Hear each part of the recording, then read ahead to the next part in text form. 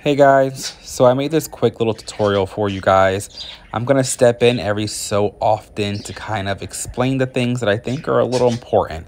Like this part, you don't need a whole bunch of glue to keep a nail in place. As you can see, I took it, dropped it, and spread it. Moving on.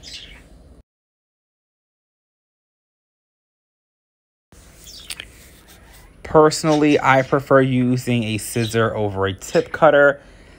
I kind of feel like they have a little bit more precision, but to each their own. If you like using a tip cutter, that's totally okay.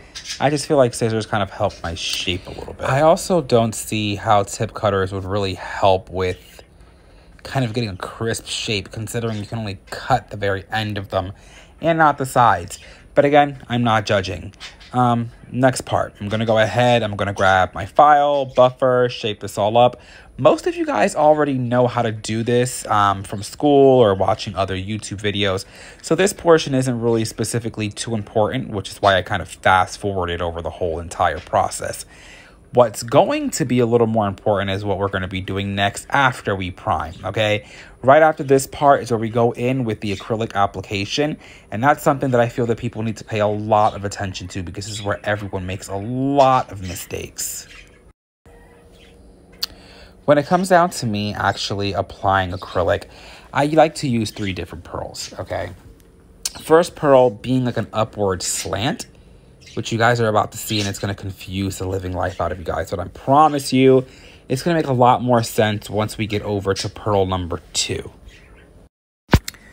Okay, so when you go in to do pearl number 2, we're about to do pearl number 1. But I want you to keep in mind, it's going to look a little funky in an upward slant.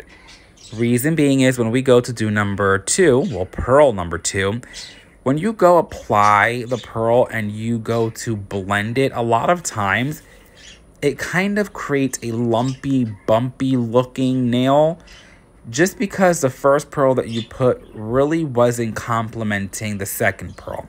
So this time you're going to create your pearl at a slant, at a super strong angle. So when you go in and apply your second pearl, it's going to flow and not overflow and overpower your first pearl.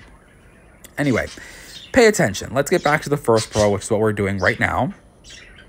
As you can see, I'm pretty much pressing onto it, but keeping in mind that I want the vast majority of this pearl to be towards the end of the actual tip. I'm creating a slope, but an upward slope, a hill. I'm going to turn it to the side in a moment so you guys can actually see more or less what I'm talking about. There you go. But I'm not done yet. Even my birds sound excited in the background.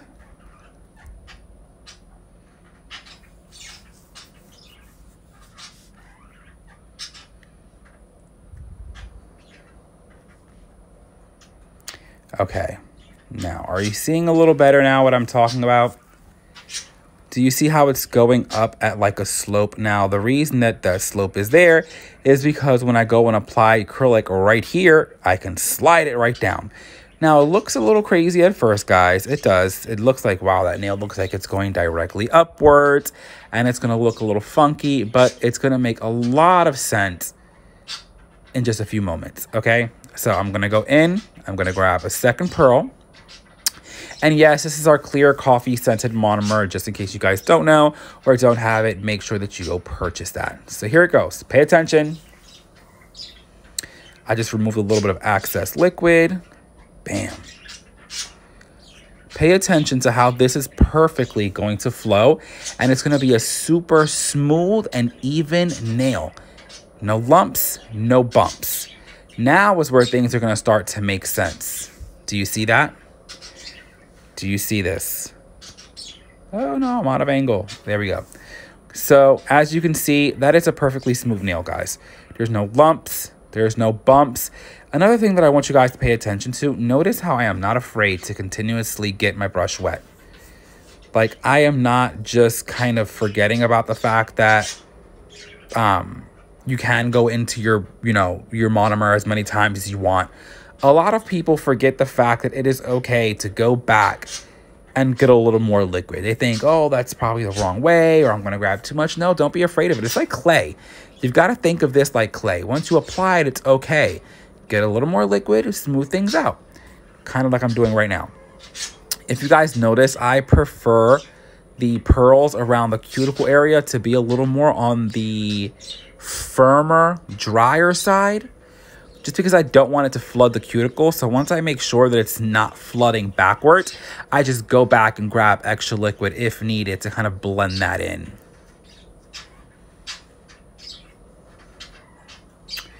Yeah, so this is it, guys. This is how you get a super smooth application. And a lot of people sometimes wonder, how do I get my nails to look so voluminous, would be that word, to kind of look like it has a nice body to it and smooth. And to be honest with you, most of the times it looks like it doesn't even need to be filed. Like that nail to me looks done, out the door. And this is going to save you a lot of time on filing, on buffing, all around shaping, all around time in general. But anyway, enough talk about that. Let's move on to the filing portion. Now, some people like to use the e-file before the hand file. Some people like, to do it the reverse way. Some people don't even like to use an e-file at all. Whatever your method is, there's one thing I just warn everyone not to do. Please, under no circumstances, leave the sides of your client's nails looking as if they look like the edge of kitchen tables. I don't know what it is with these people that think it's okay for you to take your file and rub it up and down so hard on the side walls to where it looks like a brick. Your nails should never look like that. What you want to do is you want to make sure that you're taking your hand file and you're bringing those side walls down. Smooth it, blend it. Nails should be elegant, wispy, fairy-like. They should not look like bricks or weapons. Anyway, moving forward, I'm going to go ahead and buff this out. I'm really picky when it comes to actually buffing nails out, guys. I like my nails smooth. I like my nails to look clean.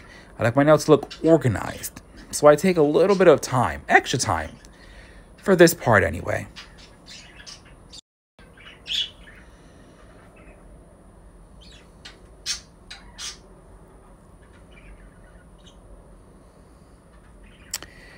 Yeah, I am so detailed when it comes to this buffing stuff. I take no prisoners. You know a cool little trick, guys? Taking your buffer and actually buffing underneath the nail so you can kind of get rid of those like little nasty, like, I guess, tip residue. Like, when you're like filing, and sometimes like when your client washes their hands, they've got like I don't know, like this little stringy plastic piece of stuff under their nail. I don't know if I would call that tip residue. I think it would kind of be like tip residue. Anyway, your buffing under that loosens all of that up, just so the bottom of their nails look really nice, Ooh. So now, guys, we're moving right on to the gel. I would tell you what brand of gel top coat I'm using, but it's pretty obvious. It's the Nuni Torres top coat, and it's available right on our website.